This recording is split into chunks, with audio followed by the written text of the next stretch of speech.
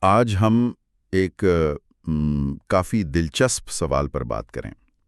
یہ جانوروں میں افزائش نسل کے جو نئے طریقے آئے ہیں، خاص طور پر انجیکشن کے ذریعے، کیا وہ شرعی طور پر جائز ہیں؟ جی، یہ سوال آج کل بہت اہم ہے کیونکہ ٹیکنالوجی تو آپ دیکھ ہی رہی ہیں کتنی آگے بڑھ گئی ہے۔ بالکل، اور ہمارے پاس اس سلسلے میں ایک فتویٰ بھی ہے، ایک شرعی حکم نامہ جو اس مسئلے کی وضاحت کرتا ہے۔ تو بنیادی سوال یہی ہے کہ یہ جو غیر فطری طریقہ لگتا ہے، کیا اسلام اسے قبول کرتا ہے؟ دراصل فتویٰ کا جو انداز ہوتا ہے نا، وہ اکثر طریقے سے زیادہ نتیجے پر غور کرتا ہے۔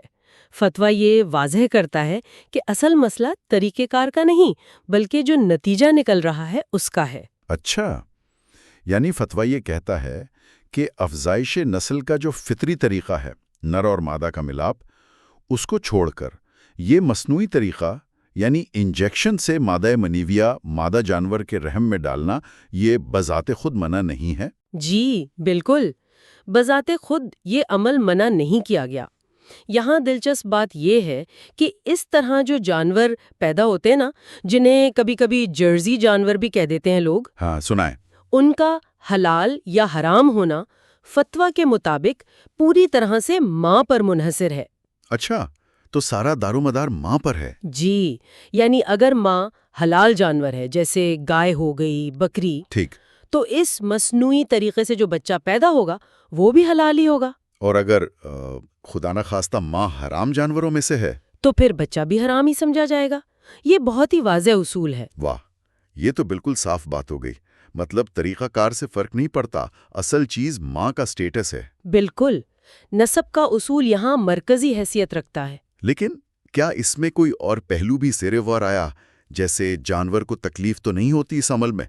اینیمل ویلفیئر کا کوئی ذکر؟ دیکھیں، فتویٰ کے خلاصے میں تو اس کی تفصیل نہیں، لیکن اسلام میں جانوروں کے حقوق کا، ان سے نرمی کا حکم تو بہت واضح ہے۔ تو یہ ممکن ہے کہ اجازت اس شرط کے ساتھ ہو کہ جانور کو غیر ضروری اذیت نہ دی جائے۔ یہ ایک عمومی اصول ہے۔ صحیح کہا۔ اور یہ جینیٹک تنوع یعنی جینیٹک ڈائیورسٹی کا مسئلہ، اس پر کچھ؟ یہ ایک جدید سائنسی پہلو ہے۔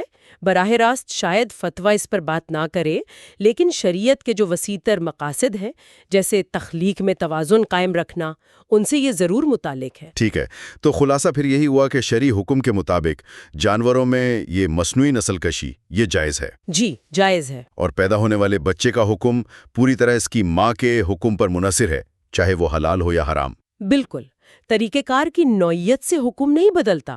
یہ ایک عملی اور واضح رہنمائی ہے۔ زبردست۔ یہ تو کسانوں اور جو لوگ لائف سٹاک کا کام کرتے ہیں ان کے لیے بہت اہم معلومات ہے۔ یقیناً، لیکن بات یہاں ختم نہیں ہوتی۔ ایک نقطہ ہے سوچنے کے لیے۔ اچھا، وہ کیا؟ وہ یہ کہ کیا یہ حکم صرف گوشت کے حلال یا حرام ہونے تک ہی ہے، یا پھر ان جانوروں سے جو باقی چیزیں حاصل ہوتی ہیں جیسے دودھ ہے یا ان کی خرید و فروخت ہے، کیا ان پر بھی یہی اصول لاگو ہوگا؟ ہاں، یہ تو واقعی گہری بات ہے۔ اس کے اثرات تو پھر کافی وسیع ہو سکتے ہیں۔ جی، یہ ایک پہلو ہے جس پر مزید غور کیا جا سکتا ہے کہ اس حکم کا دائرہ کار کہاں تک جاتا ہے۔